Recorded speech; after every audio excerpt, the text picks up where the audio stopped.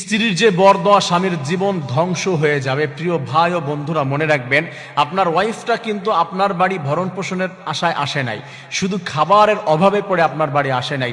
এই মেয়েটা এসেছে সুন্দর একটা বন্ডিং সৃষ্টি করার জন্য, একটা ভালোবাসার টানে, ইসলামিক বিধানে আল্লাহ রাব্বুল আলামিনের সেই কালিমাকে সাক্ষী রেখে এসেছে আপনার কাছে।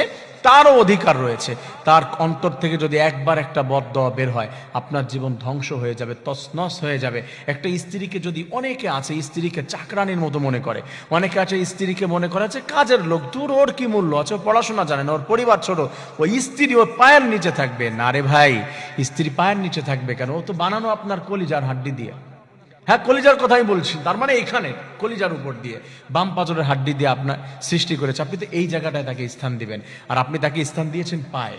পায়ে স্থান দেওয়ার কারণে মনে রাখবেন, আপনার তারপর যদি জুলুম হয়ে যায়, তারপর যদি কোনো বিষয়ে আপনার অত্যাচার হয়ে যায়, তার অধিকার যদি নষ্ট করেন আপনি, আপনার যে অধিকারগুলো আল্লাহ তাআলা দিয়েছে তাকে কবুল বলার পরেই আপনি যদি সেইগুলো নষ্ট করেন, আল্লাহ তাআলা কি জানিয়ে দিয়েছে?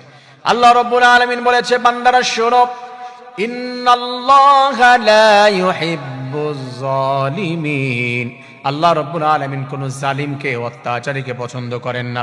স্ত্রীর গায়ে হাত তোলে, স্ত্রীকে মারে এবং স্ত্রীর প্রতি অবজেকশন দেয়, তার প্রতি জুলুম নির্যাতন করে, আল্লাহ তাআলা বলে দিয়েছে, এই মুহূর্তে একটা স্ত্রী যদি তার জন্য বরদোয়া জানিয়ে দেয়, আল্লাহ তাআলার কাছে বরদোয়া করে হাত তুলে, রব্বুল আলামিন এই জালিমের হাত থেকে তুমি আমাকে রক্ষা করো, আমাকে বাঁচিয়ে নাও, আল্লাহ তাকে ধ্বংস করে দাও, এমন করে যদি একবার বরদোয়া করে, আপনার জীবন সব দিক দিয়ে ধ্বংস করে দিবেন আমার রব। So be careful. মনে রাখতে হবে যে স্ত্রীদেরকে জুলুম নির্যাতন করা যাবে না, তাদের মুখ থেকে যেন বরদোয়া বের না হয়। এবং মা বোনদেরকে বলছি, আপনি এই কথা শুনে ব্ল্যাকমেল করবেন যে শুনেছো, তুমি আমাকে কিছু বলতে পারবে না, কিছু করতে পারবে না, এমনটি নয়। আপনার হাজবেন্ড কি ওই ফিরাউনের থেকে খারাপ? ফিরাউনের স্ত্রী কি বলেছিল? ওয়ানাজ্জিনি মিন ফিরআউন ওয়া আমালিহি ওয়ানাজ্জিনি মিনাল কওমিজ জালিমিন। আল্লাহ, তুমি ফিরাউনের হাত থেকে আমাকে রক্ষা করো। একটি বারের জন্য যে জুলুম নির্যাতন করেছিল আসিয়ার উপরে, একবারও বলে নাই যে আল্লাহ তুমি ফিরাউনকে ধ্বংস করে দাও। ফিরাউনের মতো মানুষকে ধ্বংসের বরদোয়া করে নাই তার ওয়াইফ।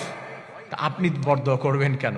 আপনি দোয়া করেন, আল্লাহ তাআলার কাছে দোয়া করেছিল, আল্লাহ রাব্বুল আলামিন তাকে সেভ করে নিয়েছিল। আপনিও দোয়া করেন আপনার হাজবেন্ডের পরিবর্তনের জন্য। আল্লাহ তাআলা বলেছে, কোন স্ত্রী যদি হাজবেন্ডের পরিবর্তনের জন্য আমার কাছে দোয়া করে, আমি আল্লাহ রাব্বুল আলামিন তার দোয়া কবুল করে নেই এবং তার হাজবেন্ডকে আমি আল্লাহ রাব্বুল আলামিন পরিবর্তন করে দেই। সুবহানাল্লাহ। প্রিয় মা ও বোনেরা, আপনার কোনো হাজবেন্ড যদি, কারো হাজবেন্ড যদি এরকম থাকে, বেশি বেশি আল্লাহ তাআলার কাছে দোয়া করুন। আল্লাহ তাআলা